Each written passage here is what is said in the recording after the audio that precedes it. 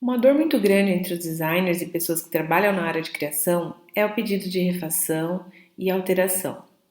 E hoje eu vou dar uma aula explicando os principais motivos disso acontecer e como e algumas técnicas, né, de como você pode diminuir até 90% esses pedidos.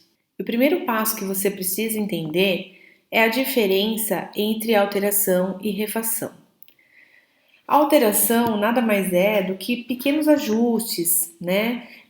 O cliente às vezes pede para você fazer uma mudança de cor, ou uma mudança de fonte, ou para mudar um nome de lugar, enfim. São pequenos detalhes que não mudam a ideia central. Já a refação acontece por três motivos principais. O primeiro, você não fez um briefing. O segundo, você fez um briefing errado. E o terceiro, o cliente mudou de ideia. E eu vou explicar cada um deles. O primeiro caso costuma acontecer quando o designer não tem muita experiência, né? Ele ainda não é reconhecido como um designer, ele é só um menino ou a menina da arte. A situação é a seguinte: o cliente pede para você fazer um logo e você diz que vai enviar um questionário ou que quer marcar uma reunião com ele, né, para saber mais a respeito do projeto. E aí ele diz que não precisa, que confia no seu trabalho, que pode fazer tranquilamente. E designers no início de carreira cedem a esses pedidos do cliente, talvez por falta de experiência, falta de argumento, ou até por medo de perder aquele serviço, enfim. E isso dá uma dor de cabeça danada, porque é entregar o projeto para o cliente e ele começa a pedir alteração infinita. Então, o problema de não se fazer um briefing é você ter que gastar muito mais horas para consertar o erro do que se você tivesse feito o briefing. E eu vou mostrar ainda nessa aula algumas técnicas de como você conseguir essa reunião de maneira natural na hora que eu for explicar a estrutura de um bom briefing. E agora vamos para o segundo motivo, que é você fez um briefing errado. Gente, fazer um briefing errado é pior do que não fazer um briefing. Sabe por quê?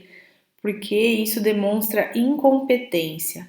Você sentou com o cliente, gastou o seu tempo, gastou o tempo dele e acredite, o tempo do cliente vale dinheiro e ele sabe disso. E na hora que você entregou o projeto pronto, não tem nada a ver com aquilo que ele queria. E nesse caso, o designer não teve a sensibilidade de captar ali o que o cliente desejava ou precisava para atingir os objetivos do negócio dele, da empresa dele. Então, ele vai ter que colocar o rabinho entre as pernas e assumir que errou. Vai ter que ser humilde, refazer o briefing, refazer o projeto e sem cobrar nada a mais por isso. E o terceiro motivo é o cliente mudou de ideia. Aqui é o caso clássico daquele cliente que tem sócio, que tem gerente, que tem esposa, que tem papagaio, periquito e que o projeto dele precisa agradar todas as criaturas do universo. Você fez um bom briefing, você seguiu todas as etapas do processo certinho, entregou o projeto, ele gostou, só que quando ele mostrou para um terceiro, o castelo desmoronou. E nesse caso, não tem o que fazer. Você vai ter que refazer o briefing, refazer o projeto e vai ter que cobrar por isso, né? Você vai cobrar com um novo projeto, porque aqui o erro foi na instabilidade do cliente e não no projeto que você entregou para ele. E o segundo ponto é conhecer bem o seu cliente, conhecer o negócio dele e conhecer o público dessa empresa. Então vamos lá, conhecer o cliente é realmente você sentar com ele e perguntar a história de vida dele, que time que ele torce, qual é a religião dele, quais são os valores que ele tem. Em resumo, você vai conhecer a personalidade dele e de quebra ainda vai criar um vínculo ali. Afinal, você se mostrou interessado, né, na história dele, na vida dele. Imagina a seguinte situação: o cliente te pede para te contrata, né, para fazer um serviço e você só se preocupa em conhecer o público da empresa e os objetivos do negócio. E um desses objetivos é faturar 1 milhão por mês. E nessa hora você enxerga que esse é um negócio que quer crescer. Você desenha o logo, ele está perfeito, seguindo o briefing, tudo ok. Mas na hora de apresentar o projeto, você diz que o logo é ambicioso, né? Sem saber que uma das crenças do seu cliente é que a ambição é um pecado mortal. Percebe que uma palavra descartou o seu projeto inteiro? E não adianta você querer explicar para ele que ambição não é ganância, que não foi isso que você quis dizer, porque nessa hora não há Cristo que faça ele mudar de ideia. Afinal, crença é crença. E esse é só um exemplo do porquê é importante você conhecer a fundo o seu cliente. Agora nós vamos saber por que é importante você conhecer o negócio dele. E quando eu falo de conhecer o negócio, eu trago pontos como: esse negócio, ele é físico, ele é online ou ele é misto? A marca vai ser usada só digitalmente ou vai ser impresso em papel? Vai ter fachada? Esse negócio é um negócio local, um negócio regional, estadual, nacional ou mundial? E esses são pontos que devem ser analisados para que você possa cumprir as 3 funções básicas do design, que é a função prática, a função estética e a função simbólica. Para atingir a função prática, você deve entender aonde essa identidade visual pode ser usada. Por exemplo, você vai conseguir usar ela em um uniforme, um bordado de uniforme, ou na fachada de uma loja? As lojas americanas é um exemplo disso. Fundo branco, letra vermelha, simples, barato de fazer e tem uma grande presença visual. Agora, para atingir a função estética, você vai ter que entender, né? Você vai ter que ter essa percepção do que é bonito, do que causa bem-estar e conforto para o público quando ele olha para aquela marca. E um exemplo é o uso da proporção áurea. Eu não vou entrar em detalhes, mas o novo logo da Warner retrata muito bem isso. E finalmente, para atingir a função simbólica, você precisa entender as sensações físicas, os valores, as sensações emocionais que vai despertar naquele cliente. Que sentimento você quer despertar nas pessoas quando elas olharem para sua marca? Um exemplo é a Disney. Quando você olha para o logo da Disney, você logo já lembra em diversão, família, infância, alegria, não é? E outro ponto que a gente precisa conhecer é o público dessa empresa. Quais são os sonhos dele? Quais as dores que ele tem? O que o negócio do seu cliente pode resolver, melhorar ou transformar na vida dessa pessoa? E por que isso é importante? É importante porque a identidade visual é feita para o público, que é quem vai consumir o que a empresa tem a oferecer. Então tenha bem claro isso na sua cabeça. Depois de conhecer a fundo o seu cliente, conhecer a personalidade dele, conhecer os objetivos daquele negócio, né, daquela empresa, e depois de conhecer também o público que vai consumir o que aquela empresa tem a oferecer, você tem aí 3 pilares básicos, né? 3 pilares que vão servir de base para o processo criativo. E como você vai conseguir as informações para ter esses 3 pilares bem definidos? Através de um bom briefing. E fazer um bom briefing é o que eu vou passar para vocês agora. Esse é o modelo de briefing que eu uso. Nele tem algumas perguntas básicas, umas perguntas-chave que podem ser usadas em qualquer empresa, qualquer ramo, mas também vão ter perguntas pontuais que você vai ter que fazer de acordo com o ramo, de acordo com o negócio específico daquele cliente. E isso você vai percebendo com o tempo, tá? Não existe uma fórmula que sirva para todos, mas as que eu vou mostrar aqui são as perguntas que eu não deixo faltar em nenhum briefing meu. E esse briefing, ele se sustenta em 4 etapas. A primeira etapa, você vai conhecer a pessoa, né, que está contratando o seu serviço. E você vai gerar uma afinidade com ela. Então você pode perguntar: qual a sua função dentro da empresa? Qual o cargo que você ocupa? Há quanto tempo está nela? Quais os motivos da abertura da empresa? Por que a empresa tem esse nome, né? Se ela, no caso, se ela já tiver um nome. Essas perguntas mais técnicas eu costumo colocar no início, né? No começo, para que o cliente não sinta que a privacidade dele foi invadida. E depois eu peço para ele me contar a história de vida dele e explico também que aquelas informações são confidenciais, não vai ser passada para ninguém. Mas o interessante é que a partir daqui já não é mais um questionário. Você vai gerar ali uma conversa, vai ser um bate-papo, né, com o seu cliente. Sempre que você achar necessário fazer uma pergunta, você vai inserir ela naturalmente no meio da conversa. E isso vai ser de forma espontânea, tá? de acordo com o assunto que vocês estão falando, como se você estivesse falando com um amigo seu. É um bate-papo mesmo. A segunda etapa é sobre a empresa.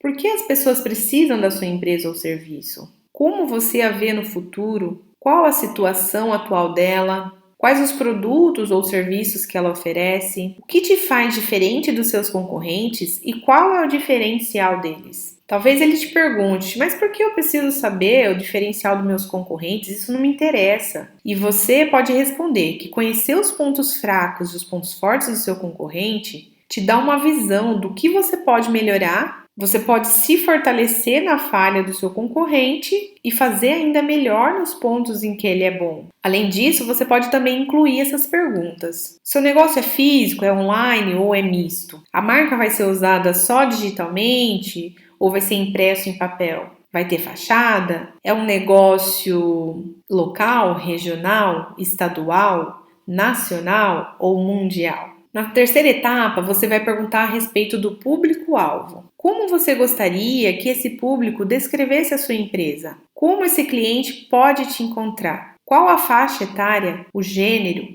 a profissão? Qual a classe social deles? E nessa etapa você vai ter que ir além.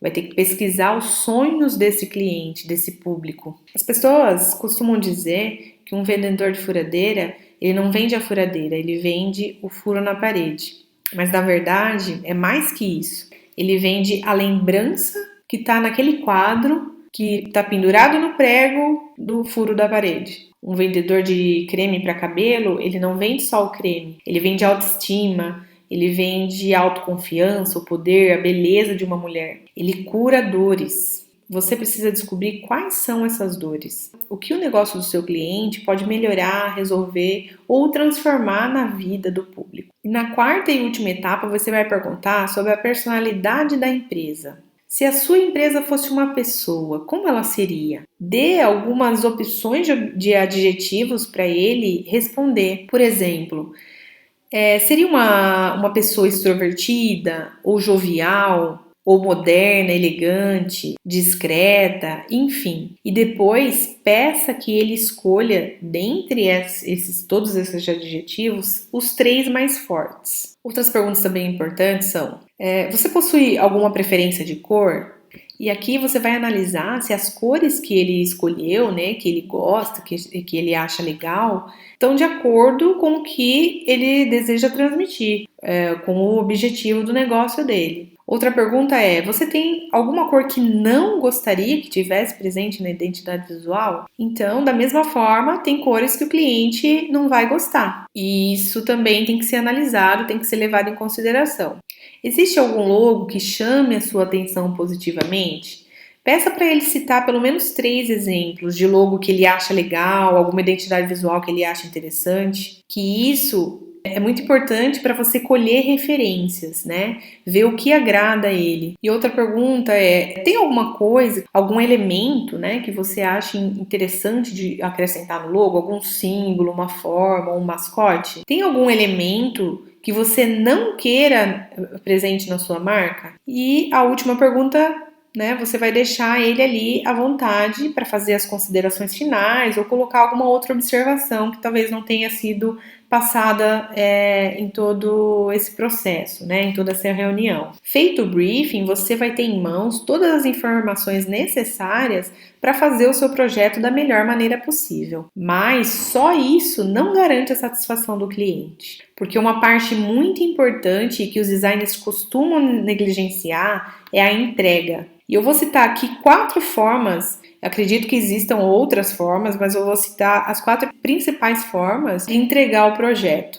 A primeira é mandar o arquivo com o JPEG ou PDF somente com o logo. E pode ser um puta logo, mas a entrega é ruim. O designer pode ter feito ali um bom processo criativo, mas na hora da entrega ele não valorizou o logo o tanto quanto precisava. Essa entrega eu chamo de entrega do designer vagabundo. Entenda que eu não estou falando que o designer é vagabundo, mas na entrega ele foi vagabundo, porque não teve uma apresentação do projeto, né? Ele apenas mandou o arquivo ali com o logo para o cliente. A segunda forma é colocar o logo num papel timbrado bonito e escrever uma descrição pobre.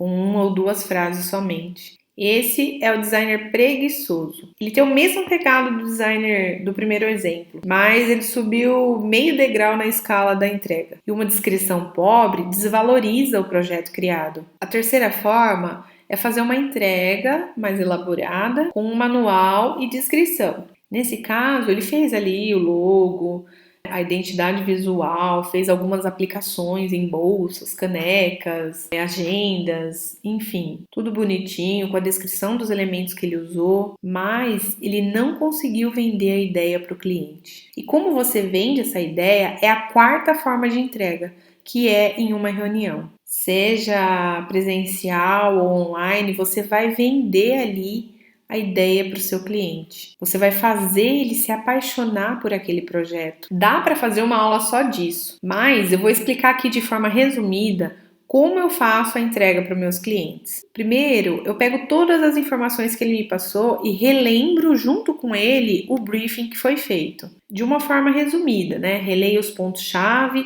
que foi falado na primeira reunião. Depois eu mostro para ele que, baseado nessas informações, eu construí ali um mapa mental. Eu vou dar um exemplo aqui de uma marmoraria que eu construí o nome e a identidade visual. Não sei se vai dar para enxergar, mas é um mapa mental que eu fiz para esse cliente, tudo que era relacionado à palavra marmoraria ou a mármore, enfim. Fui associando as palavras, palavra como pedra, força, rigidez, que tem a ver com mármore, beleza, requinte, objeto de decoração usado em arquitetura, luxo, transformação, enfim. Fiz esse mapa mental de palavras que iriam me ajudar na escolha do nome. Então, eu fiz uma pesquisa da origem do mármore. Onde que surgiu o mármore? Encontrei nas minhas pesquisas que o mármore surgiu na Grécia Antiga. Então, era muito usado naqueles pilares jônicos, né, de formato espiral, e associei o mármore à força. Então, o pilar ele tem que ser forte para ele sustentar, né, uma estrutura, uma casa, enfim. Ele serve de sustento. E é um material muito, muito rígido, muito sólido. Então, nesses dois sentidos, eu juntei a origem grega do mármore com a palavra força, que em grego se escreve dínami. E aí surgiu o nome. Na verdade, o dínami original é escrito com o Y, mas para que desse certo, né, a composição visual, para que ficasse legal, para poder fazer a estrutura como se fosse um pilar, a letra I, para ficar igual a letra I do final da palavra, e deu certo. O resultado foi esse, o cliente amou, ele gostou muito do resultado. Esse é só um exemplo de como você pode construir esse mapa mental. Você pode usar um painel semântico também, onde você pega várias imagens ali de referências que você pode usar. Peguei as imagens a imagem do pilar jônico, imagem de esculturas antigas que eram feitas em mármore, né, e que estão até hoje aí. E isso é para mostrar para vocês que quando você entrega dessa forma, o resultado é positivo. Aqui estão alguns prints de alguns clientes para mostrar para vocês que o resultado realmente é satisfatório quando você faz um bom trabalho, uma boa pesquisa, faz um mapa mental, faz um painel semântico. Então, são todos os detalhes, todas as etapas essenciais para que seu projeto seja aprovado e sem alteração, que é o mais importante. E no meu Instagram tem mais alguns depoimentos de clientes, inclusive tem um conteúdo lá da estrutura de um bom briefing. Então, quem puder conferir lá, dar uma olhada, que pode ser bem esclarecedor para quem ainda está com dúvida, para quem ainda tem algum tipo de dificuldade. Então, era isso que eu tinha para passar nessa aula. Se alguém tiver alguma dúvida, pode me mandar mensagem por direct. Enfim, eu estou à disposição